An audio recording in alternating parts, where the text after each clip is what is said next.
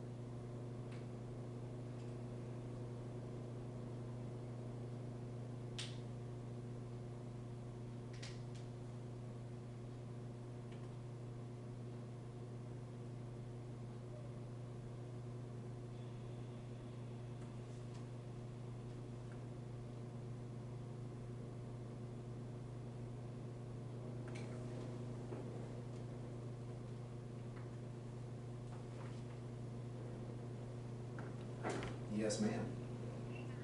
Good, and yourself?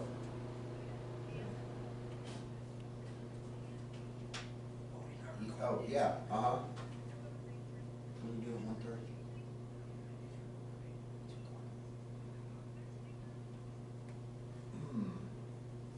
Yeah, I'd say if you evaluate it 2, that's 2. That's how I would do it, especially because they're trying to get as many as they can, so that sounds like a plan to me. I know that's, yeah, we've been there, done that, haven't we? Yeah. Yep, I think that sounds great. Cool, thanks, Brenda. That's it, just ignorance is bliss, all right. All right, bye. You get more stuff. It's recording, yeah, but I'm just doing all my pre-setup and stuff. I'm recording, but I'm emailing myself the tests and stuff to a print and do all that stuff, so.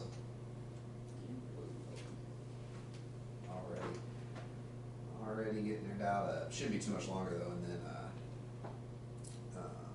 I'll pull everybody in here. So we'll run the 9 for a while, so All right, okay. I'll get this done. All right.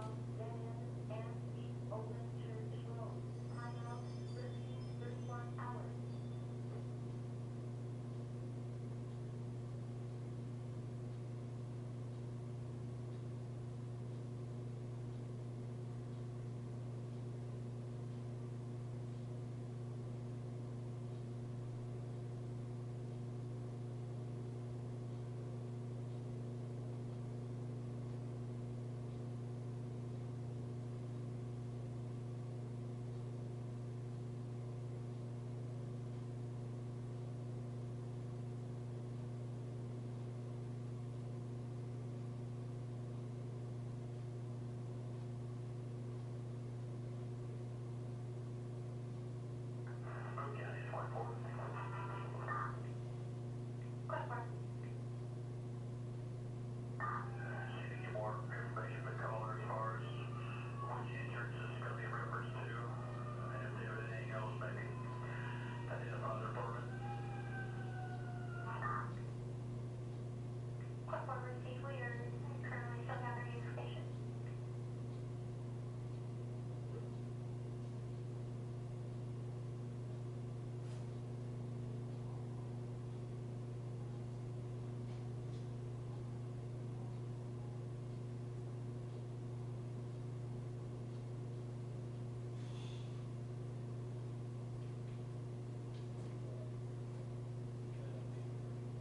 Yeah, I saw it.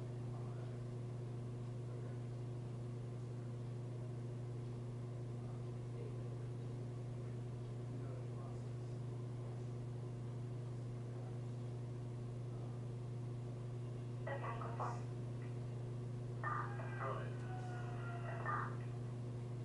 Caller advised the permit of the entrance for first apartment to the left, according to an older prior possible apartment maybe 408.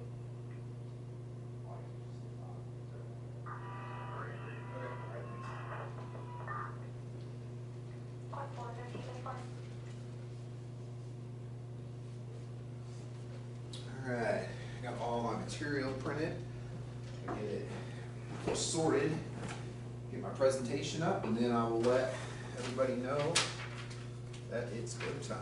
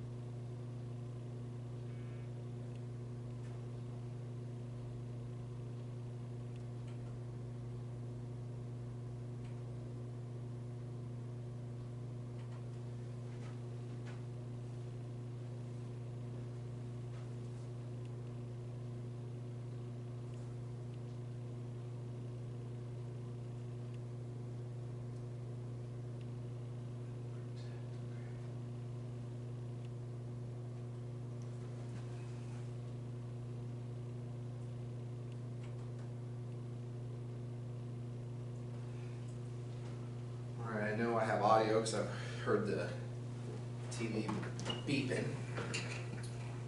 Make sure my clicker's gonna work, and it does. Okay. I am going to go get everybody else.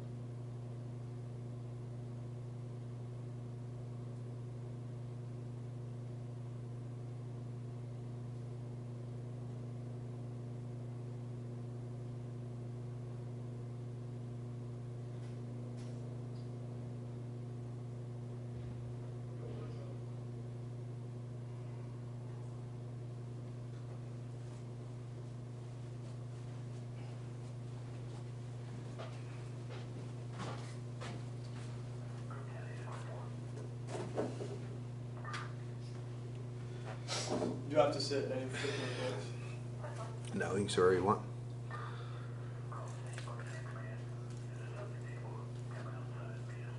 Do you want to sit for the whole time? Yeah.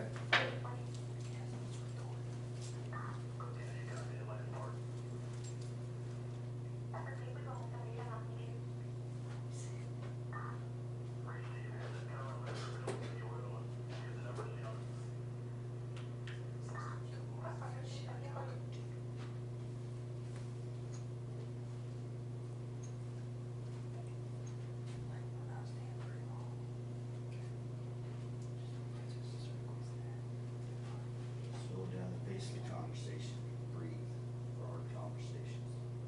Actively listen, undo for critique the problem, not the person. Why do we all look at you? How we doing? What's going on? What do we say?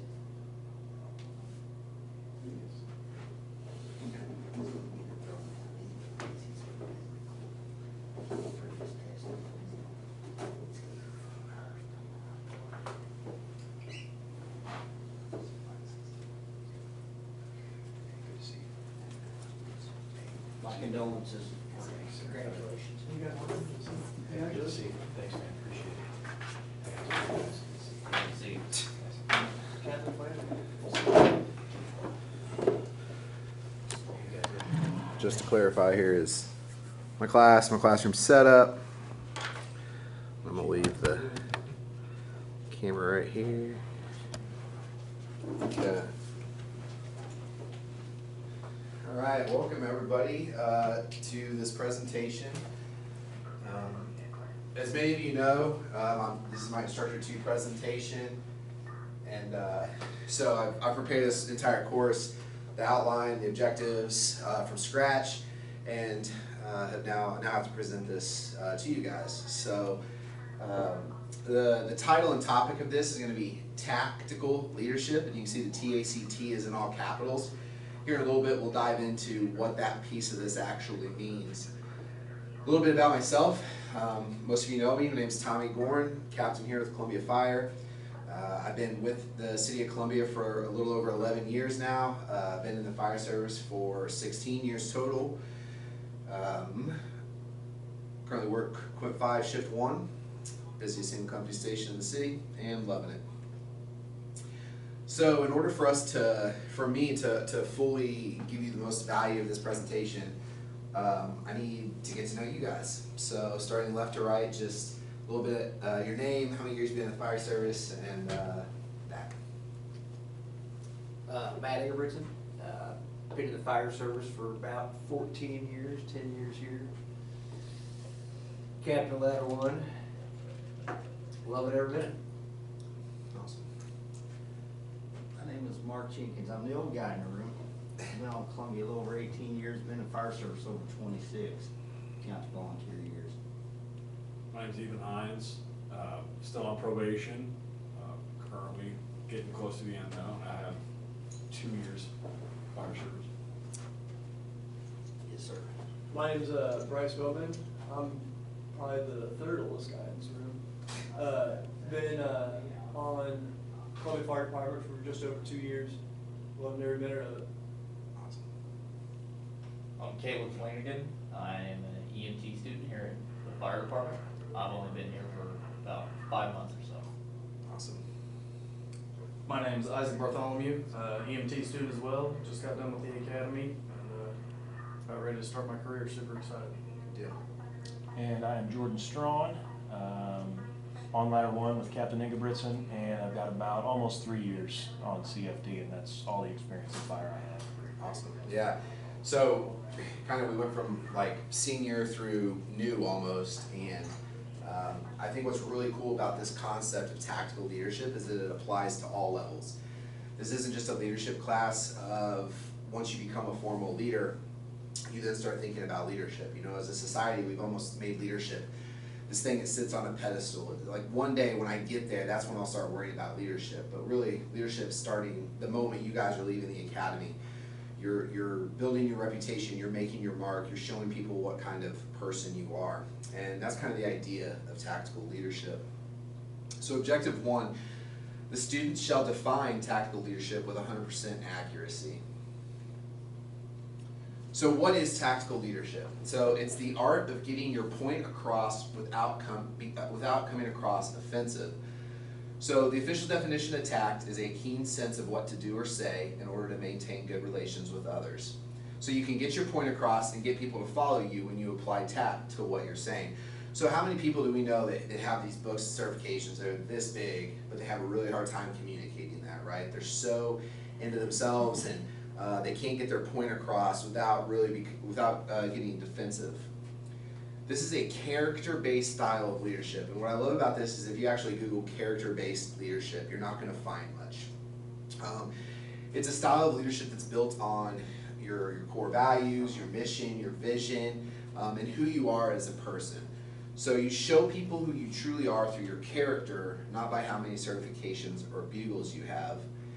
Anyone can be an influential leader at any level of the fire service with the right attitude. And there's a book out there written by Brian Ward. It's called Barn Boss Leadership. Has anybody read it or heard of this book? Okay, yeah, Mark probably has. So in this book, it talks about the earlier fire service, back when we had horse-drawn carriages, and there was a guy who was at every fire station. His sole job was to make sure that the horses were ready for response. So when the alarm rang, he had to make sure that the horses were hooked up and ready to pull out with the firemen. Well, this guy, he didn't hold any kind of formal rank. He was just kind of the grunt that worked around the firehouse. But anytime something happened, it break or a new guy would have a question, he was the first guy they went to. So this guy didn't hold any kind of formal rank, but he became the most influential guy inside the firehouse. And I think that's applicable, like I said, to all ranks, but especially you new guys as you're coming up, to keep that in mind. You might not have the most bugles in the room, but you can still have a very large influence, and it can be a character-based style of leadership. Throughout this, I do have some screenshots of Facebook posts, of pages that I like to follow, things that help keep me motivated. So if you guys are on Facebook, feel free to look them up and like them. This one is Fit to Fight Fire, and it says, "I'm not impressed with position, rank, or title. I've seen guys that have outpromoted their character, integrity, and work ethic. It's the person you are that matters to those you lead. There's no title that can cover up a bad leader, nor is there any job too low that will prevent a leader who leads by example from being followed. Leadership is who you are, not what you're called." So I think we've all probably seen that leader that has that pulling the collar brass thing, right? Like, here's the weight of my collar brass, and you're going to do this because I said so. Instead, I'm challenging you to have that character-based style of leadership. Follow me because you want to, not because you have to. Let me instill that trust into you. Objective 2. The student shall explain the differences between formal leadership and informal leadership with 100% accuracy. So, what is the difference between a formal leader and an informal leader? Let's get some feedback on that. What's your ideas? Not my senior guys. I would say a formal leader is someone who's already in a position of leadership, such as a captain of a ladder company or an engine company. Informal could be like, on a baseball team, like, the guy that everybody looks up to, Yeah. always looking for critiques and stuff. That'd be I would consider it an informal leader of the team. Yeah, you guys are right on. So a formal leader is someone who holds a formal rank in the structure, just like you talked about it. Probably an officer and above is what you're going to see in the fire service. Someone that's on a truck or a chief or something like that. Your informal leader does not hold a rank in the rank structure. So for us, this would be like a firefighter or our engineers. They don't hold this formal officer rank or chief rank, but they do play a part in the command structure. Both of these are essential for a productive organization. You cannot have one without the other. In fact, they say in order to become a good leader, you must first become a good what? Follower, exactly. So you have to learn how to follow before you can become a good leader. This little snapshot over here says, leadership is about making others better as a result of your presence and making sure that impact lasts in your absence. So as I translate that to the fire service, I think, you know, as an officer, when I take a day off or sick leave or whatever, is my crew still functioning at that high level that they function at when I'm there? And if so, my impact is lasting in my absence. I think that's probably one of the largest compliments you can have as a leader. Objective 3, the students will associate the need to not have a formal rank to be a leader 100% of the time. So, we can all come to the agreement now, after seeing what we've seen so far, that you do not need a bugle to be a leader, right? Anyone can step up and be a leader. In fact, the second that you guys took the oath to become firefighters, you became leaders inside your own communities. You became leaders inside of your family, your friends, and anytime we go out into the public, we are looked up to. Would you guys agree with that statement? Yes. Anytime we're wearing a shirt with a Maltese cross on it, we already have this instilled trust that is given to us, right? Are you a formal leader coming out of rookie school by any means? No, you're not. Do they know that when we're walking through the grocery store? Nope. You guys are just firefighters. You're trusted. You don't have any rank, but you can still lead the public. Leadership is not something that you get around to. Here's another quote. Don't confuse rank with leader. If you have to remind someone that you outrank them, then you are not a true leader.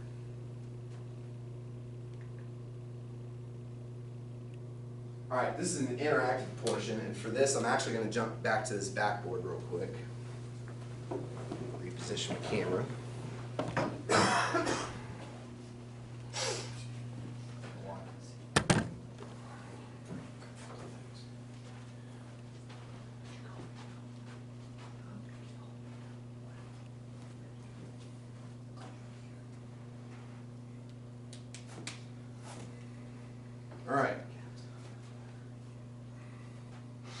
All right, so on this first slide here, I'm asking, who's had a bad leader before? Everybody's experienced that bad leader before, right? All right, so let's take a quick second and talk about what made them bad. What were some attributes, what were some things that you did not like about them? And that we can all be honest here, right? You can say my name if you need to. Quick to judge or assume without hearing the full story of what happened. Okay. Sheer incompetence. Okay. Not open-minded.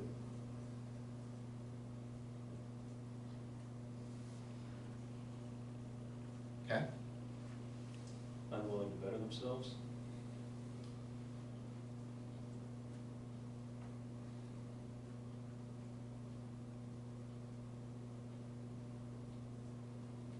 Lack of compromise.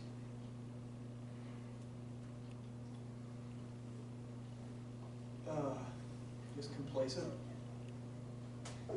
That's the word I was looking That's not, it's kind of the same thing. What about their integrity? Integrity goes a long way. Yeah. Right.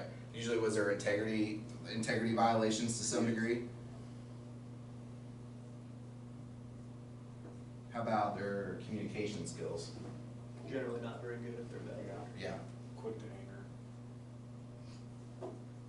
Ignore the person's point of view. I feel so attacked right now. They shy away from uncomfortability.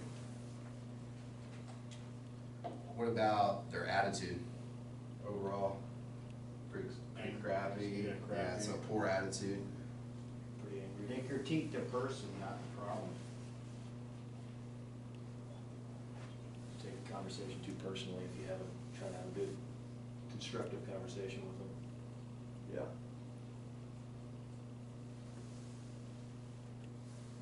Okay. They don't actively listen. I like that.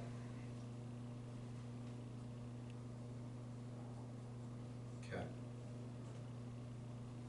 All right. So with every bad leader we've had, I'm gonna switch slide here. Who's had a good leader before? We've all experienced a good leader at some point in time in our career, right? Whether you guys are starting here or not, you've had good leaders in your other jobs, right? So, let's talk about what made them good. So what made them good? They actively listen. Willing to stick their neck out for you or have your back in times of problems where no one else might. Humble.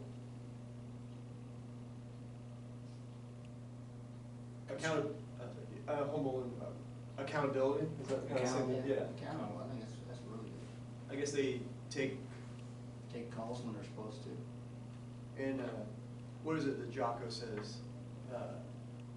They're always, Actually, I have a chocolate clip in this, but it's not this one. yeah, but they'll take, if something bad happens, they'll always take, Good.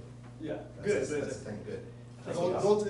this is accountability. They'll take accountability for Yeah, everything Jocko bad said that that. happens, Mhm. and then when something good happens, basically kind of give it off to the team. Yeah. Exactly. And what can we do better? What can we, what can we do right? Huh? That was exactly. That's how he said it. Yeah, but no. One less Pretty much I think. verbatim.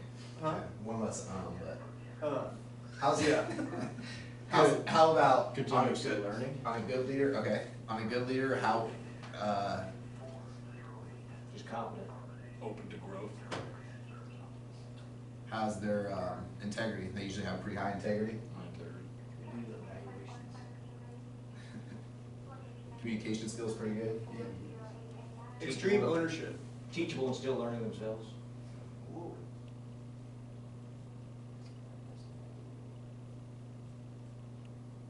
Okay. Willing to admit when they're wrong.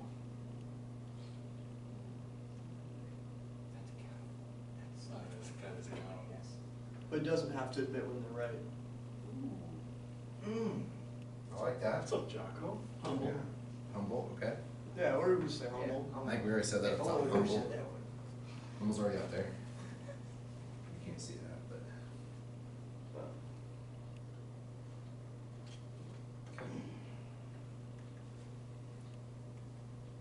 All right. So, are we noticing anything? Yeah. These two lists sitting side by side. They're basically opposite of each one, right? But they're the same too. One's way So, longer than the other one. right. So a bad leader, his integrity's screwed up. A good leader has good integrity. Bad communication, good communication. Confident. Competent, incompetent. Actively listen and actively listen. Where are we at? Complacent, With confidence. Incompetence. incompetent, Bottom to top, admit when wrong. actively listen and actively listen. Yep. Obviously, I mean, attitude. I was just gonna say, if attitude's not on that side. it Yeah, probably you're gonna have a shouldn't good be. attitude for sure. Not bettering themselves and continuously learning.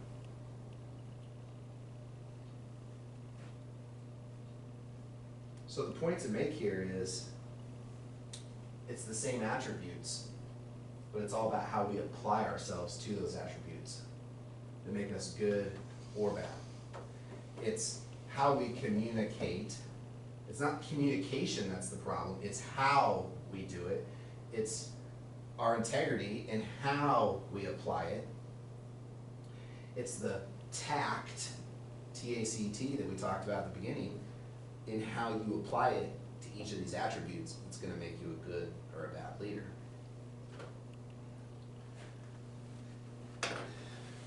So we're gonna flip back around here. Oop, we're gonna do a little self-reflection here with ourselves.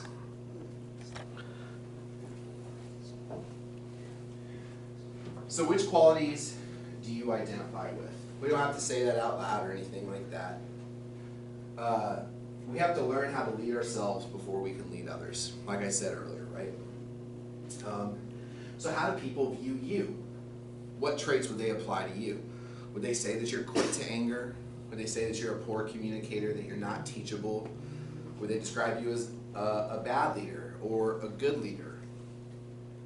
It all boils down to your moral compass, your intentions, whether they are pure or not, and your character.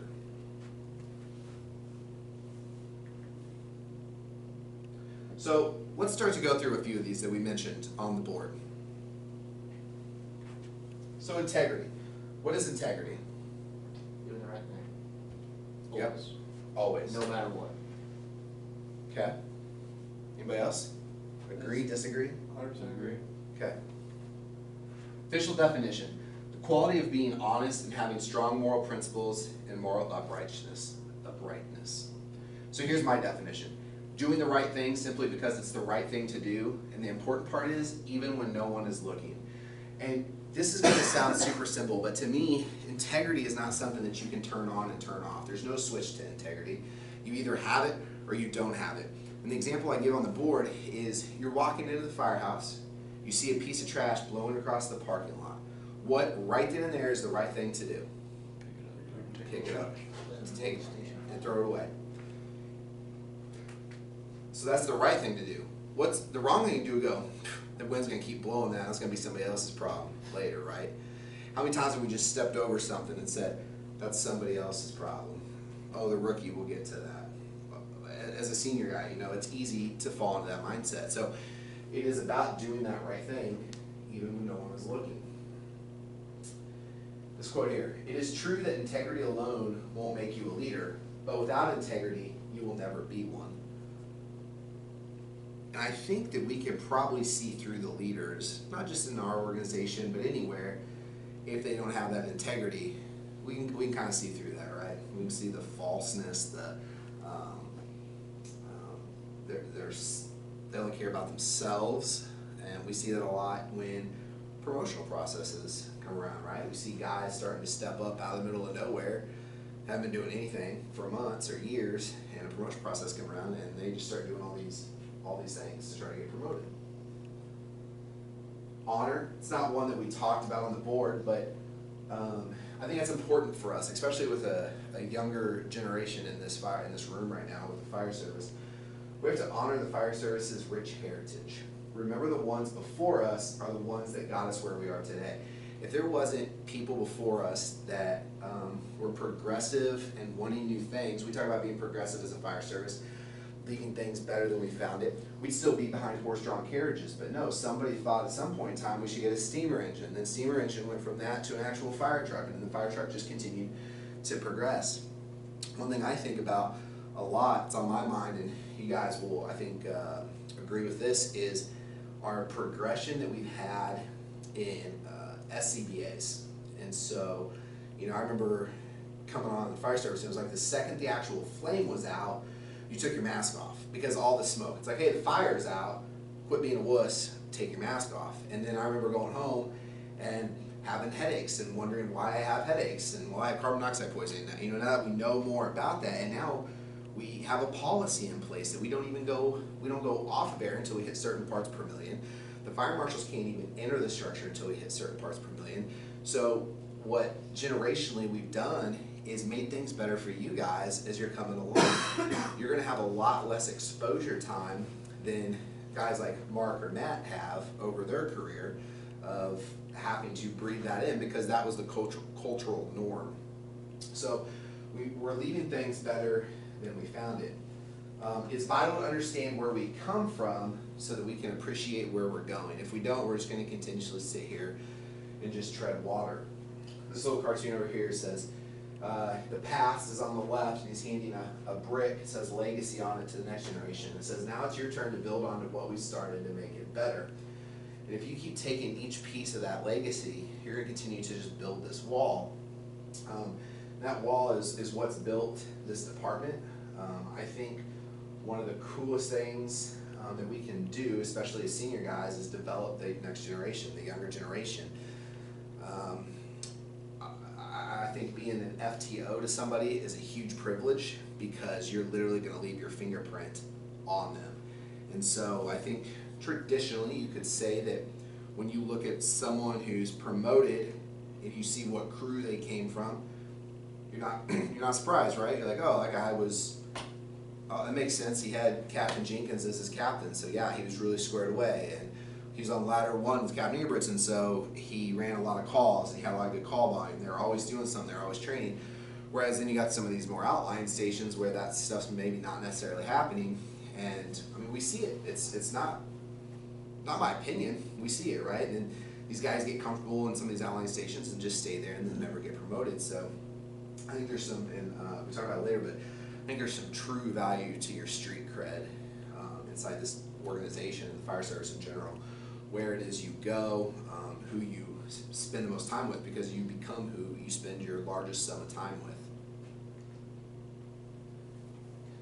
So let's talk about pride. So I break pride up into two different pieces here. So we have our fire department / station pride. So what I'm talking about there is keeping your trucks clean, keeping the station clean. That's something that's into our everyday schedule, right? That's built in. We're automatically going to do that. Here, I talk about firehouse versus fire station. What do you guys think the difference is? House is a home. Yeah. It's culture, it's not necessarily what you're doing, but how you're interacting with people. You guys nailed it. Absolutely. I think that this is dependent on where you're at in the country as to what they call it. I think obviously you look on a piece of paper. For the city, they're proposing a new fire station because that's a building and that's a structure. What we do as people is we make them firehouses. We go in there, we make them home, just like you said, right? We're spending a third of our lives here. You want it to be comfortable. You want it to be a place that you look forward to going to. You don't want to have this commercialized feeling like you're in this commercial building the whole time you're there.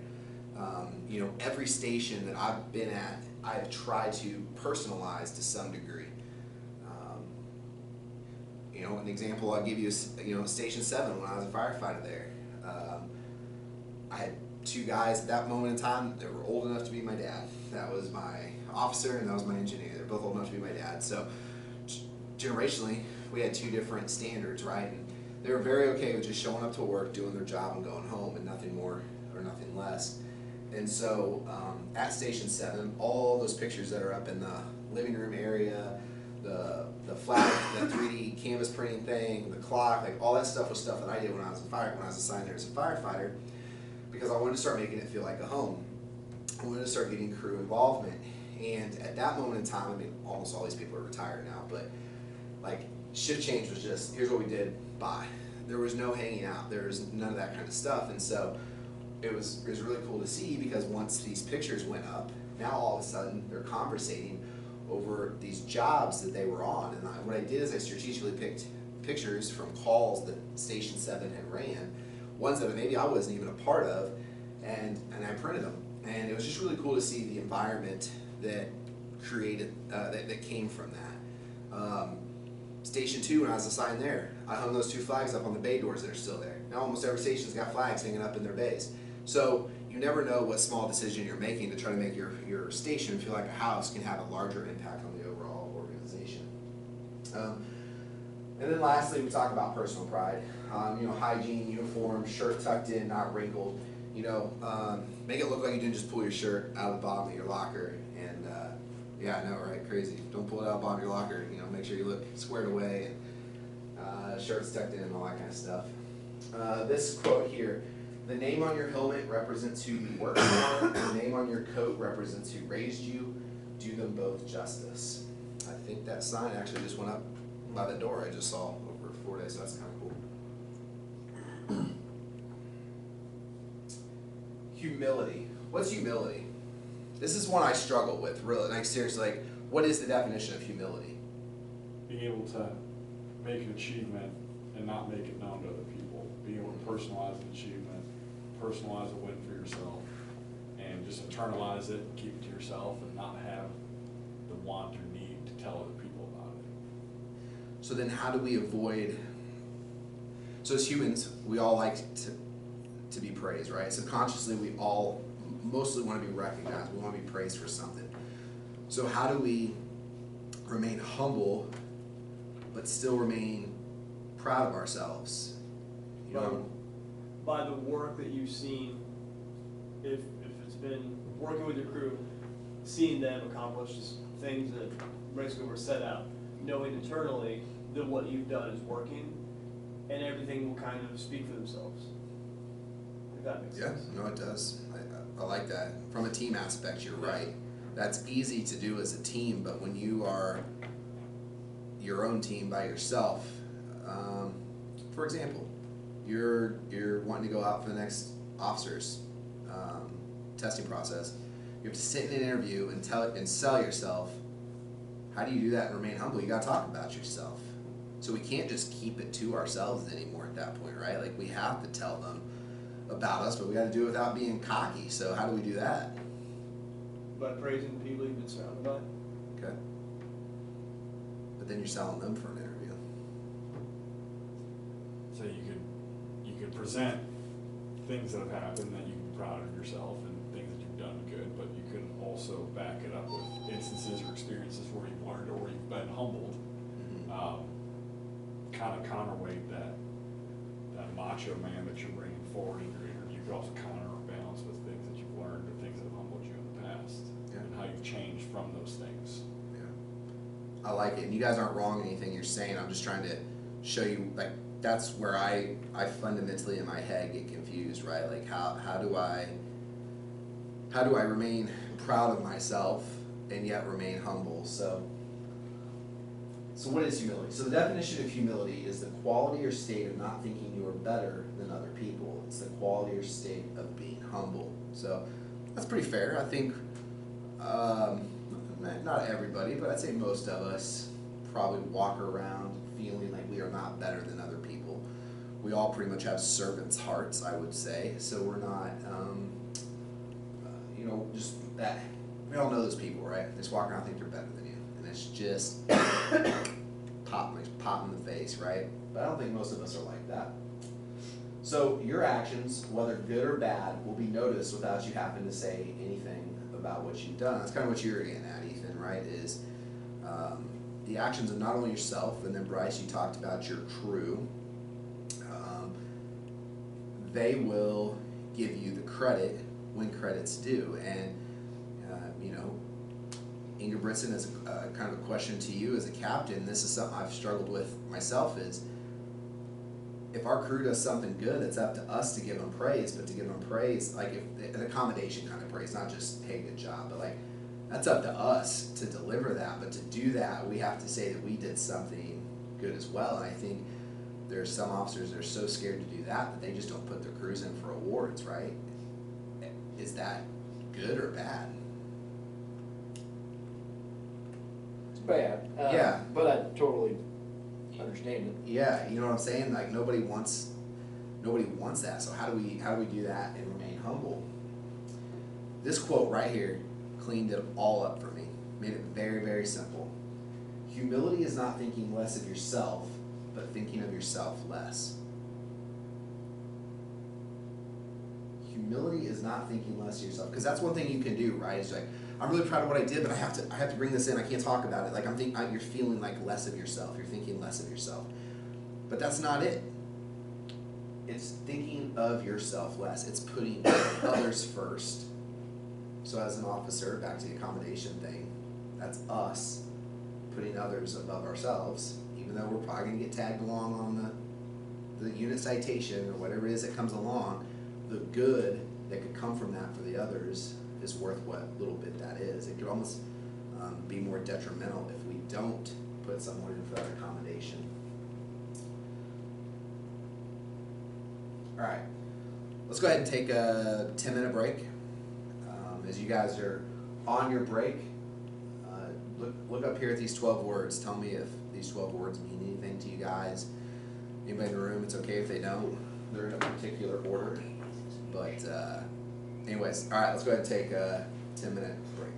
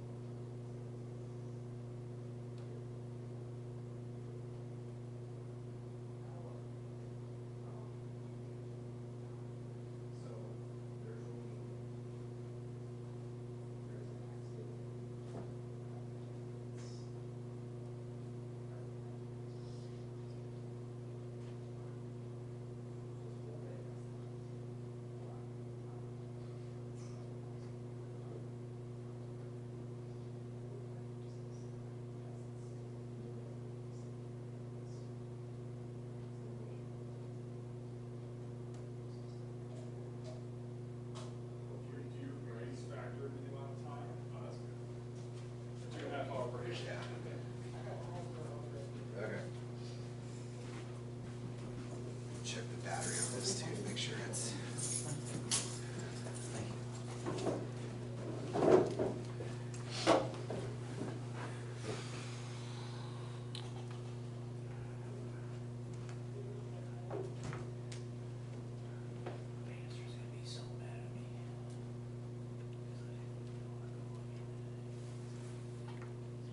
You just go get some.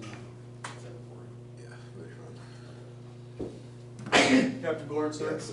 I grabbed the beverage that you asked me to grab for you, Whoa, sir. look at you. Thank you. Great Waterloo sparkling water. You- My the- favorite The flavor. drink you forced me to grab because you told me that you were the leader in the room. Good. And that I have to be obedient to you. And I will be cheerful. And I how will be I brave. I tell you how because many told me to bugles. be. I tell you how many bugles I had. Huh? I tell you how many bugles I had. You told me that right before you made me grab your drink. Good. Lessons are being learned. I'm glad to see this class is Yes, having an sir. impact on you. And you're being very kind and courteous to me. And I would even say friendly. Wow. You've also been helpful and loyal as well. Man. You're one of the most Those trustworthy people I know. there's some key words there. Key words. Very Right. thrifty as well. Yeah. I get it from the thrift store, so.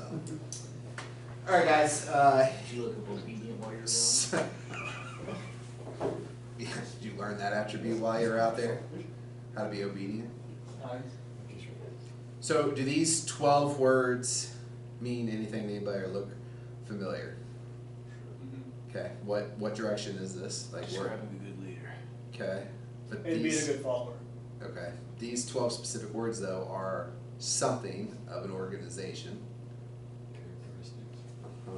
Nope, wrong one. Dang. So these are the Core value. they are core values, you're correct. But more specifically, they are Beliefs. the 12 points of the Scout Law. You knew that, Jordan. I knew you were getting ready to say it. It was on the tip of my tongue. I saw that. I saw that.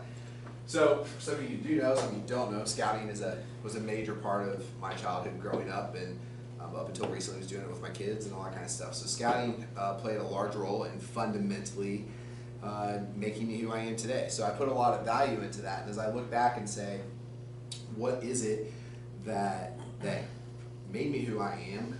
I look back to these 12 points of the Scout Law. So, once a week, every meeting, campouts, whatever it was, we had to recite the Scout Law and the Scout Oath. So for however many, 20, 30 plus years now, I've been saying these same 12 core value beliefs. So as an organization, we have core values, right?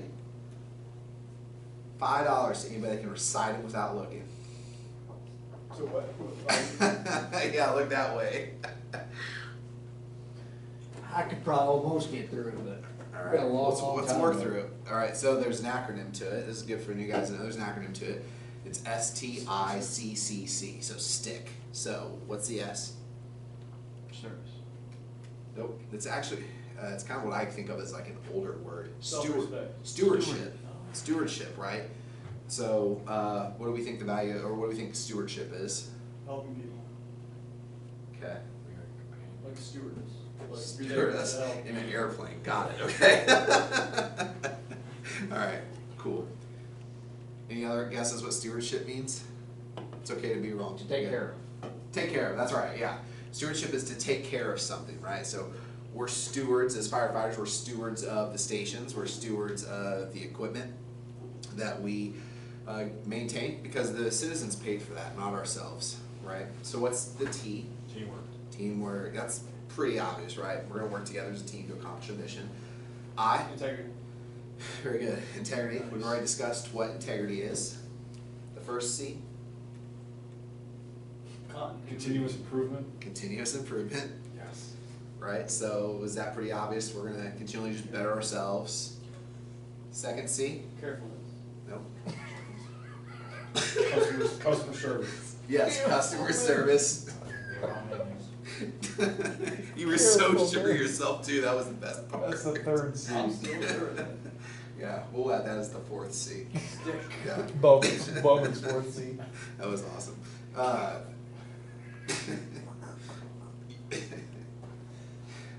Yes, customer service. All right, so obviously giving the best to the people that we serve, and then the last C is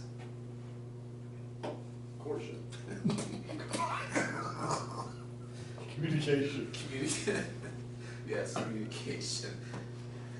Is that really, that's like a work beer. I think he wants to court you. Yeah. I mean, good courtship goes a long way. All right, yes, communication. So having clear communication with each other, those around us, in our community, and everything like that. So my point is, every organization has these core values, something that they fundamentally believe in. So right now, what I want to do is I'm going to take these 12 points, and I want to call this the Scout Law. I want to call this the firefighter law, and follow along with me through these slides. So obviously, the 12th point of Scout Law is reverent. We don't have to do that here, so we can just say respectful. Okay, so. Now, what does this look like to anybody? On my honor, I will do my best to do my duty to scout my country. Obey the Scout Law, to help other people at all times, keep myself physically strong, mentally awake, and morally straight. It's a Scout oath, yeah. It's a Scout oath. So this is a mission statement. It's kind of what we can call that. So this is the Scout oath. We're going to change two things and make this a firefighter oath for us. On my honor, I will do my best to do my duty to my fire department, my community, and to obey the firefighter law, like we just previously talked about. To help other people at all times, this is not what we do, morning, noon, and night. Keep myself physically strong. I'm not talking about CrossFitting and roid raging like Bowman over here, but like just, enough to be able to physically do our job. Mentally awake, again, morning, noon, or night, they don't care. Middle of the night, we're expected to be mentally awake. And obviously morally straight. Yes, he's got the moral part. But it's, being morally straight is people, like we talked about earlier, people trust us in their homes, right? We go into their house is on fire, they have valuable stuff in there, and they're trusting us to not steal from them, so they expect us to be morally straight. So why are values so important? Because without them, you got nothing. Right, so and we know people without values, right? We know people without morals. Are they the good leaders or the bad leaders? They're the bad leaders, right? So what they do is they fundamentally, when we get into like a crossroads where we're having to make a hard decision, whether it's an ethical one or not, it might not be the popular opinion, but does it align with your values? So what I like to do is I like to break this up. So values cover the gray matter issues, and your SOPs cover your black and white issues. So we all have our standard operating procedures here at Columbia Fire that we have to follow. Black and white. This is how you're going to size up a structure fire. If you're the third Duke company, this is what you're going to do.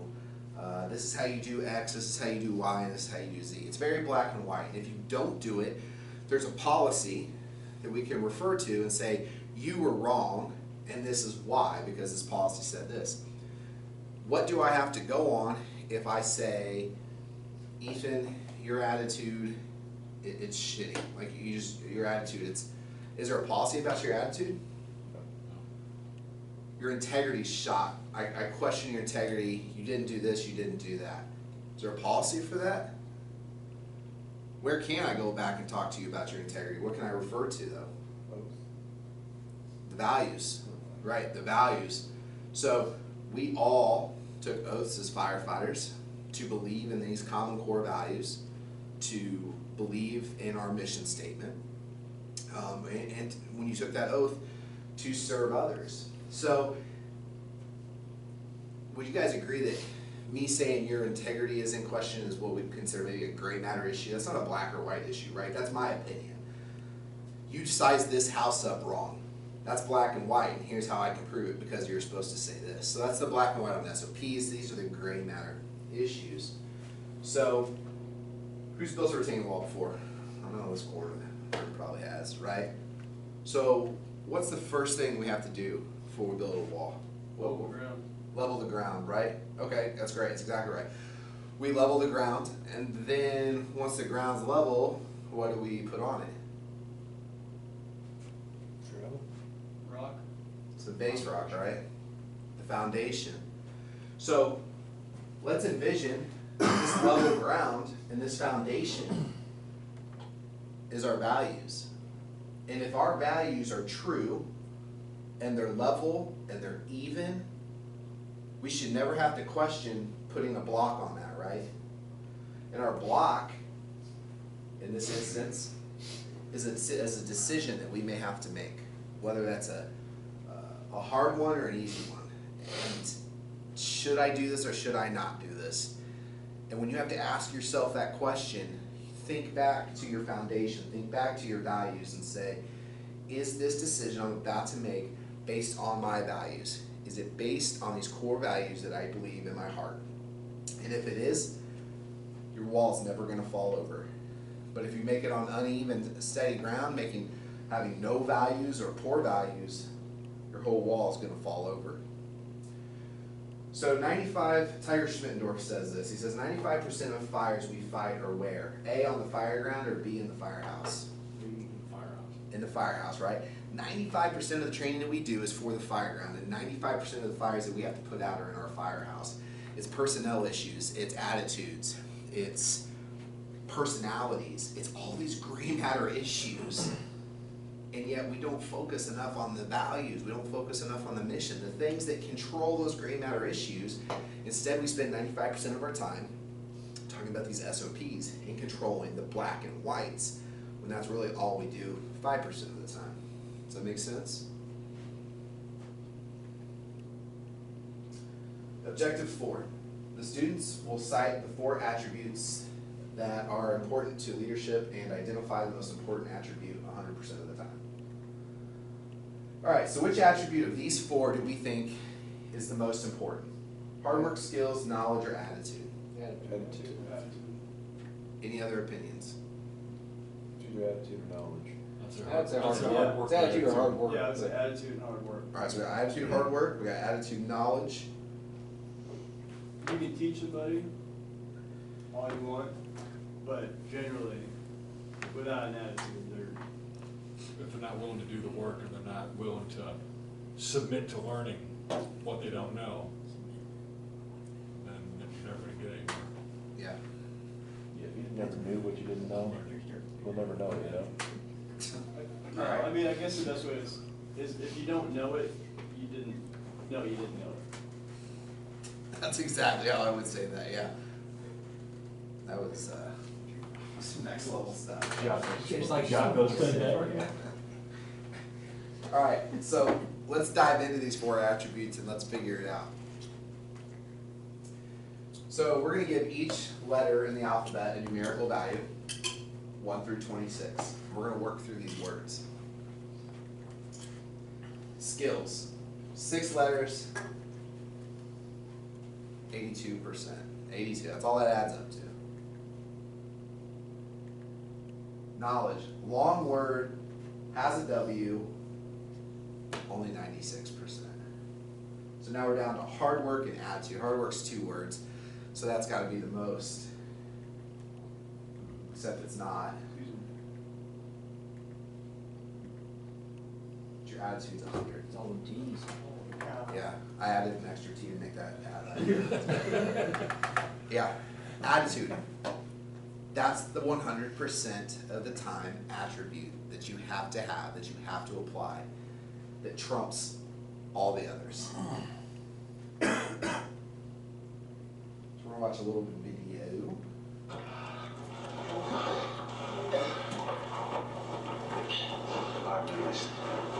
I'm Gary, you're Julius. Let's get some particulars and just get this over with, all right? Particulars? Yeah. No matter what I tell you, you ain't gonna never know nothing about Hey, me. listen, I ain't running any more of these 3 days, okay? What I got to say, you really don't want to hear, because honesty ain't too high up on your people priority list, right? Honesty? You want honesty? All right, honestly, I think you're nothing. Nothing but a pure waste of God-given talent. You don't listen to nobody, man. Not even Dr. Boone. Shiver push on the line every time and you blow right past him. Push him, pull him, do something. You can't run over everybody in this league, and every time you do, you leave one of your teammates hanging out to dry. Me in particular. Why should I give a hoot about you? Huh? Or anybody else out there? You want to talk about a waste, you the captain, right? Right. Captain's supposed to be the leader, right? Right. You got a job? I have a you job. been doing your job? I've been doing my job. Then why don't you tell your white buddies to block for red him, work a plug nickel, and you know it. Nobody plays, yourself included. I'm supposed to wear myself out for the team? What team? No. What I'm gonna do is, I'm gonna look out for myself, and I'm gonna get mine. See, man, that's the worst attitude I ever heard. Attitude reflect leadership, Captain. Damn. Dagger to the heart, Yeah. right? Who watched that? Yeah, we good. I'll That'd be be a good one I don't tonight. wanna go Yeah. suit up. So, attitude reflects leadership. If the leader doesn't have the right attitude, you know, he says, why should I put myself out there for the team when the team's not putting themselves out there for me? They're not blocking for me. So why should I give any more than I have to give? I'm gonna show up, I'm gonna do my job. I think we can all agree that's a pretty detrimental mindset to have, right? Pretty toxic. That could be one that could ultimately destroy a team or a crew or anything like that. You know, I hope that you guys never have to experience a crew like that in your career. It can happen. Sometimes things get stacked up and you don't always get to hang out with your buddies and do all that kind of stuff, but it's important to keep that positive attitude. I think the coolest thing about attitudes is that they're contagious. People around you will sense your attitude and adjust accordingly. The one thing about attitude, though, is both good and bad attitudes are contagious. And I think we can say we've seen that throughout the department, or any department really, but you get these little cells of crews that have these bad attitudes, and they're always negative, and they're always down, and they never want to be a part of anything. And so it's almost like a little cancer cell, right? It's like cancerous almost the way they're acting. But then you can come down here to a station with 8 guys and have one heck of a time because everyone's attitudes are positive. Everyone's wanting to work harder. They're wanting to train more. They're wanting to be together and be with each other. Your attitude determines the state of the world that you live in. It is the foundation for every success and every failure you have had and will have. It will make you or break you. Now listen, I'm not saying that we have to be happy-go-lucky all the time. That's impossible. And we all are allowed to have our bad days, but that's when we rely on those around us to pick us back up, to help us readjust our attitude. This quote here is actually the quote on my email signature line, but it says, "Nothing can stop a man with the right mental attitude from achieving his goal. Nothing on earth can help the man with the wrong mental attitude." And Thomas Jefferson said that. So, attitudes, super, super important. You guys ever heard of the iceberg theory? What is it? Below the surface, there's a lot more going on Yeah. than what's being shown above. You guys remember what that percentage is? It's 90 and 10. 90% of an iceberg sits below the water. Only 10% of an iceberg sits above the water. And that's all we see is above the water. So we don't see any of this other stuff happening below the water. And my analogy here is the skills and knowledge. This is what people see. This is, can you tie that knot? Can you throw that ladder? Can you break through that door? Your skills, your knowledge, what you know. But there's so much more to us than that. Your attitude is in there. Your values, your ethics, your beliefs, your sacrifice. Those are all the internal things that make us who we are. Just like this whole bottom 90% makes this iceberg what it is, but all we can see is that.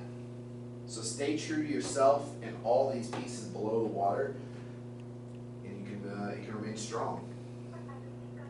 So what people see, what people don't see. All right, so who, we talked about him earlier, Jocko Willink, right? Everybody's familiar with Jocko Willink, and are you guys at all heard of Jocko? Everybody's familiar? All right, so I'm gonna do the spiel on who Jocko is. All right, this is a little motivational clip he made, and a mindset that years ago when I saw this video, it changed my mind on how I think when bad things happen, and so let's play that. One of my direct subordinates, one of my guys that worked for me, he would call me up or pull me aside with some major problem, some issue that was going on, and he'd say, "Boss, we got this and that and the other thing," and I'd look at him and I'd say, "Good." And finally one day he was telling me about some issue that he was having, some problem, and he said, I already know what you're gonna say. And I said, well, what am I gonna say? He said, you're gonna say good. He said, that's what you always say. When something is wrong and going bad, you always just look at me and say good. And I said, well, yeah, when things are going bad, there's gonna be some good that's gonna come from it. Didn't get the new high-speed gear we wanted? Good. Didn't get promoted? Good. More time to get better. Oh, mission got canceled? Good. We can focus on another one. Didn't get funded. Didn't get the job you wanted. Got injured. Sprained my ankle. Got tapped out? Good. Got beat? Good. Learned. Unexpected problems? Good.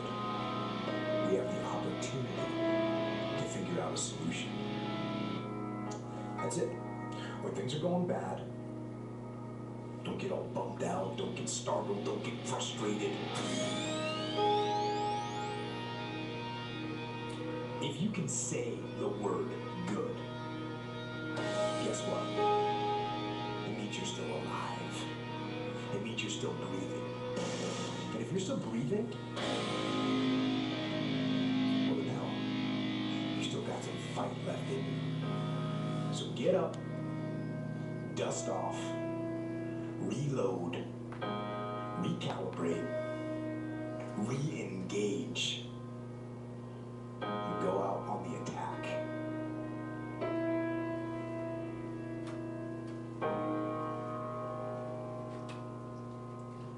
So how can we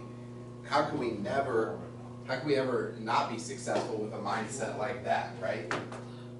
When nothing can go wrong and everything is an opportunity. I think, like I said, for me, that's what fundamentally changed my mindset, was nothing can go wrong. Like, everything that goes bad has a reason that it's happening, and then I'm gonna become better for it. So, pretty powerful mindset. Objective 5. The students will explain the difference between IQ and EQ effectively 100% of the time. So who's familiar with IQ versus EQ? What does this mean? You seem very sure of yourself, so let me get somebody else really fast. All right. So let's break it down. What is IQ? Even if you don't know what the two words are, what's the general concept behind it? How smart you are. How smart you are. Intelligence. Yes, right. That's the general idea behind it. What does it stand for? Intellectual quantitativity. Quotient. Yeah, okay. All right, well, we'll dive into that a little bit more. What's EQ? Your emotional intelligence. There you go, your emotional quotient. Anybody else know that? No? Okay, all right. So this is some really cool stuff that's been happening over probably the last 5 to 10 years, is the research that has been done on IQ versus EQ. So, like we just said, your IQ, it's your intelligent quotient. This is what people judge you on how smart you are. It's a value that indicates a person's ability to learn, understand, and apply information and skills in a meaningful way. This is the standard that everyone puts the most emphasis on how successful you'll be. So this is like where Einstein has a really high EQ, and that's why he's as smart as he is. Because for the longest time, that is how we measured your ability to do anything, was how smart you were. And if you weren't smart, you ended up with a poor man's job, like being a firefighter. Or if you were super smart, and this is, back in the 1800s or whatever, but like if you were super smart, that's how you got into these larger, more white-collar style jobs. So now they're really taking a deep dive into the emotional quotient and understanding what exactly that is and what it means. So your emotional quotient is a way to measure how a person recognizes emotions in themselves and others and manages these emotional states to work better as a group or a team. I don't know about you guys, but when I'm in a group, we'll say my crew, if someone comes in and is having a bad day, I can feel that, like, internally. Can you guys relate to that? Like, just feeling that mood kind of come in, that aura, and it brings you down. You could be walking with a great attitude and then just, it brings you down. You're like, oh man, that's it. That's EQ. That's what we're talking about here. That's your emotional quotient. EQ has the biggest impact on long-term effectiveness in a job and success as a leader. It's not really just about leadership, it's about being a healthy person. So I'm not talking like eating healthy and stuff like that. I'm talking like mental health and that kind of stuff. If you rank high in EQ, that means you project the aura of a healthy person. And as a healthy person, you are an effective leader and more will follow you. So let's think about some of our most inspirational leaders that we've ever had or been a part of or follow behind. Are they generally pretty healthy people? They're giving off this aura of being healthy, like they've got their life pretty well put together. They're, for me, I don't want to say this because he's down here, but I truly, when I think of this, I think about something about Eric Westbury. Like, his energy changes rooms. Have you guys seen that before? Like, changes rooms, and it's crazy. Just because he comes in and does this little jive ass little thing, and then like everybody's just laughing and like moods have changed, and he's motivated, he's squared away, his home life seems good, like that's healthy. And yet he's also emotionally inept, and in my opinion has a pretty high fire IQ, like very good at the job as well. And so I think that those pieces add up to make a very well-rounded leader. And so our fourth bullet down here, this is what's crazy. According to recent research, performance, success, and leadership is 1/3 IQ and 2/3 EQ. In other words, your emotional quotient counts for twice as much as IQ and technical skills combined if you want to be successful at leading others. So again, I take you back to the beginning. Tactical leadership, the tact. We can know everything there is to know in the world. We can have the highest IQ possible, but if we cannot relate that, if we cannot get that information across, if we do not have a high EQ, all of that is for nothing. It is all about how we deliver it, how we respond, how we talk, how we act, the vibes that we give off to those around us is whether the difference between people following you and not following you. People wanting to come get your opinion or not really caring what your opinion is. And lastly, the biggest difference between IQ and EQ is what part of a person's mental abilities they measure. Understanding information or understanding emotion. And so I think there's a fine balance to that, and what I want to do is just kind of give you guys some measurable pieces, because EQ is a newer concept, probably the last 10 years or so. So let's just kind of look at ourselves. So emotional quotient, 5 skill sets. These are 5 things that we can internally look at for ourselves and then ask ourselves some questions. So number 1, our self-perception. Do I really know my strengths and weaknesses? That's a big question, right? No one ever wants to talk about your weaknesses. No one ever wants to talk about the things you're bad at, but we have to know what those things are. And I think as company officers, Matt, like it's so important for us. For example, if I don't know a lot about electrical, but I have John Amber on my crew, and we have an electrical call, that's important for me to know that, right? Because I'm not gonna sit there and act like the daggum expert. I'm gonna have Chief Amber come over and tell me what's going on. And Wes Mahoney was on my crew, and we had outside fires. Have at it, man. Like, has his green card, went out west multiple times. Like, knowing my weaknesses and other people's strengths, that's what makes a good crew. As an officer, you do not have to know every single thing there is to know. And I think that's important as new guys for you guys to know too. I know you probably feel like you need to know everything, but that comes with time. That's why you got guys like us around you. Like, we're going to strengthen you guys up and build you guys up as well. Number 2, self-expression.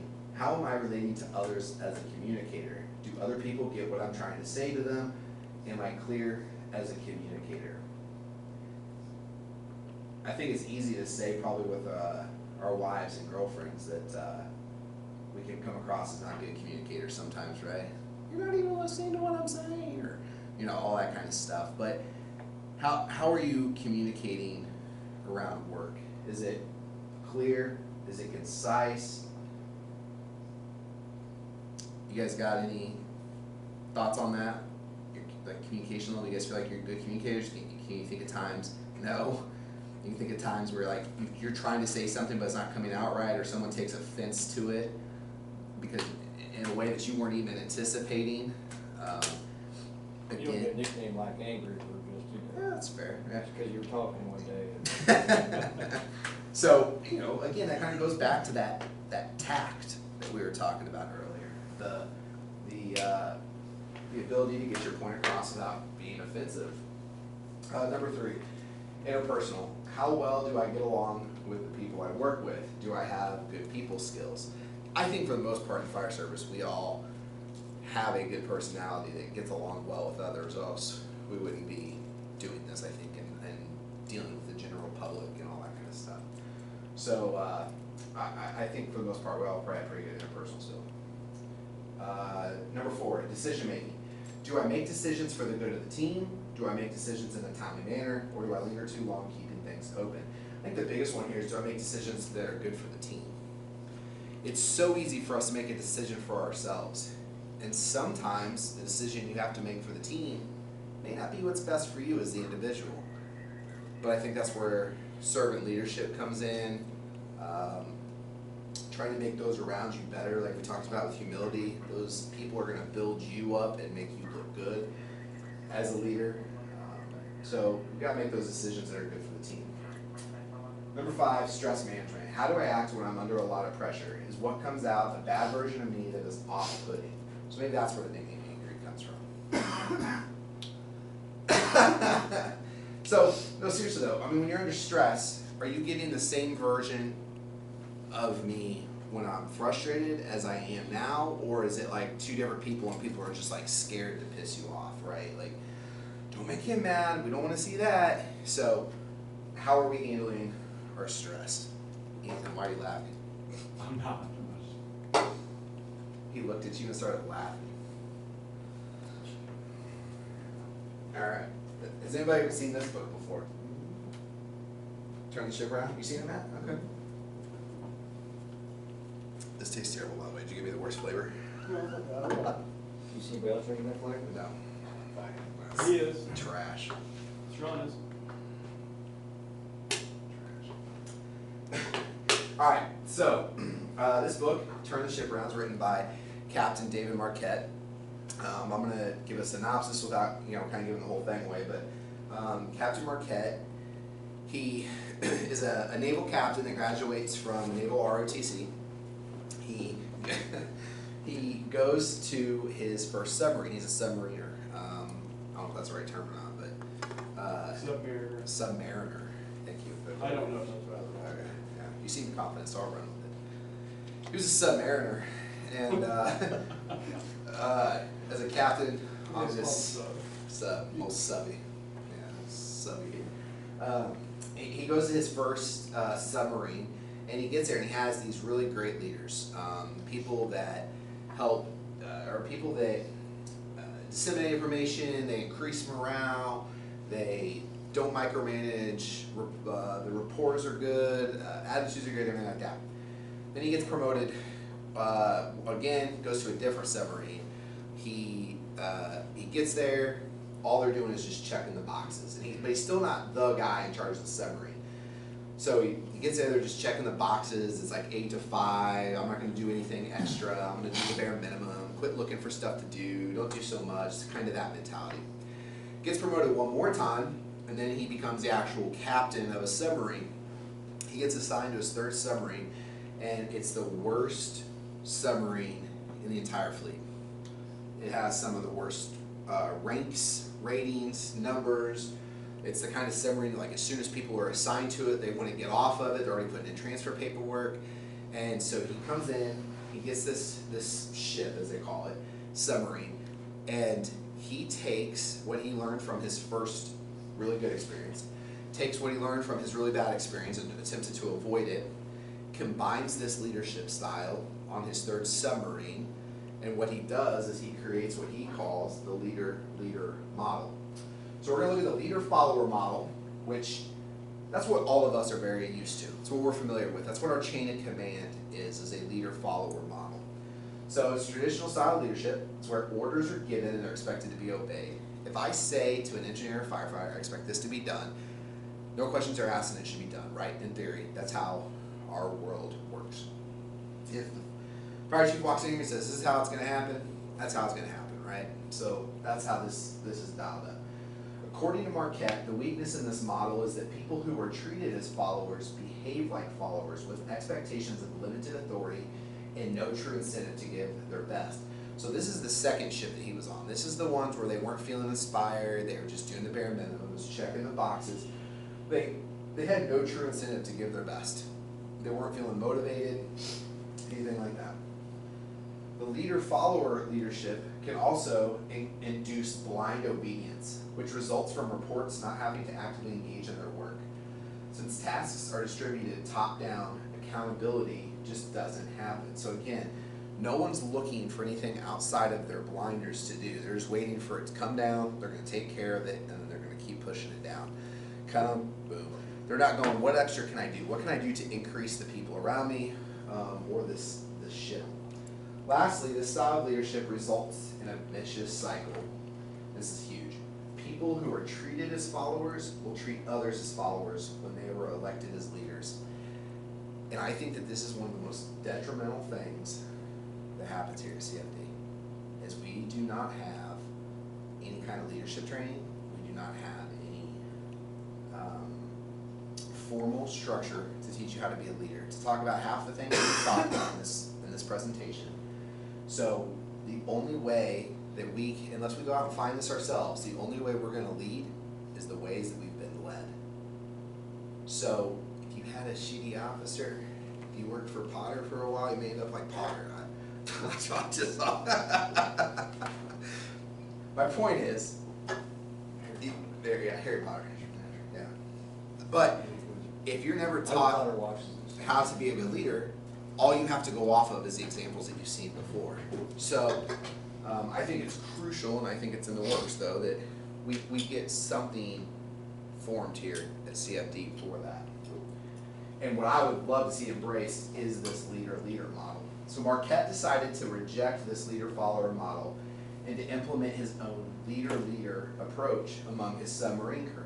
He contends that leaders should be at every level of an organization and strive to change the mindset of sailors trained in the leader-follower style throughout their naval education. Rather than delegate responsibilities, Captain Marquette helped the crew develop their own proactivity and ownership. As a result, his reports embraced playing to their strengths and became an effective, high-performing crew. So ultimately, here's an example that is real to our world. A lot of times, officers will have their engineers do inspections or kind of lead inspections. Have you guys seen that? So that ultimately, whose responsibility is it that is completed? The captain's. It's the officer's responsibility. But he gives that over for some ownership to allow his engineer to be involved in that process. A rookie comes to the crew. Whose ultimate responsibility is it for that rookie to be trained up? The captain's. Who traditionally is going to do more of that training hands-on? Engineer or firefighter, right? And I'm going to embrace that all day long. That's not laziness, that's buy-in. You're allowing your crew to have opportunities to buy in. There's certain times that orders are given and they're expected to be followed, and that's like on the fire ground. But around the firehouse, there's no need for that kind of mentality, especially for me, like the store list. Sometimes watch the store lists go down. It's just, that's not the time to exercise formal leadership and rank, right? That mainly on the fire ground should that only really be a thing. So here's another video. How do we inspire others?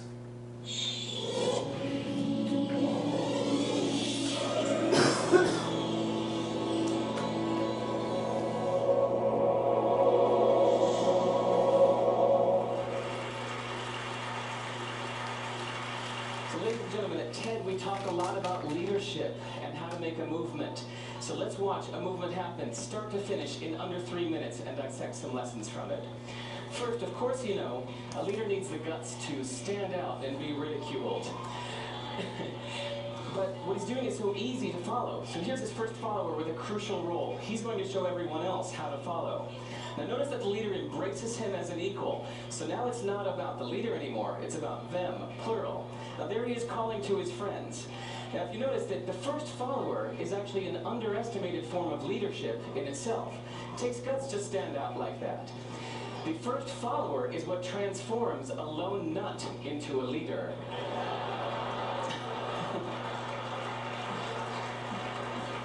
And here comes a second follower. Now it's not a lone nut, it's not two nuts, 3 is a crowd, and the crowd is news. So a movement must be public. It's important to show not just the leader, but the followers, because you find that new followers emulate the followers, not the leader. Now here come 2 more people, and immediately after, 3 more people. Now we've got momentum. This is the tipping point. Now we've got a movement.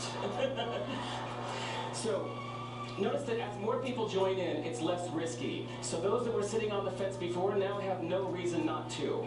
They won't stand out, they won't be ridiculed, but they will be part of the in crowd if they hurry. So, over the next minute, you'll see all of the people that prefer to stick with the crowd, because eventually they would be ridiculed for not joining in. And that's how you make a movement. But let's recap some lessons from this. So, first, if you are the type, like the shirtless dancing guy, that is standing alone, remember the importance of nurturing your first few followers as equals. So it's clearly about the movement, not you. Okay, but we might have missed the real lesson here. The biggest lesson, if you noticed, did you catch it? Is that leadership is over-glorified. That yes, it was the shirtless guy was first, and he'll get all the credit, but it was really the first follower that transformed the lone nut into a leader. So as we're told that we should all be leaders, that would be really ineffective. If you really care about starting a movement, have the courage to follow and show others how to follow. And when you find a lone nut doing something great, have the guts to be the first one to stand up and join in. And what a perfect place to do that at TED. Thanks. So sometimes what it takes is just being a little bit bold and wanting to do something different, something against the grain.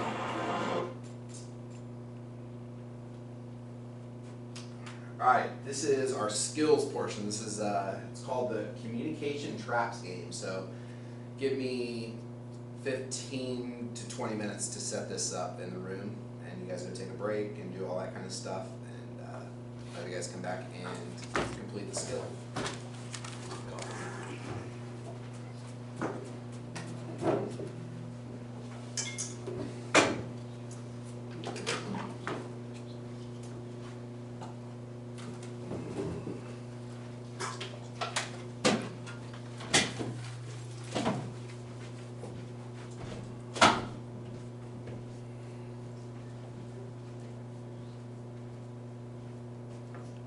Battery's about to run dead, so I'm going to stop this and switch the batteries out.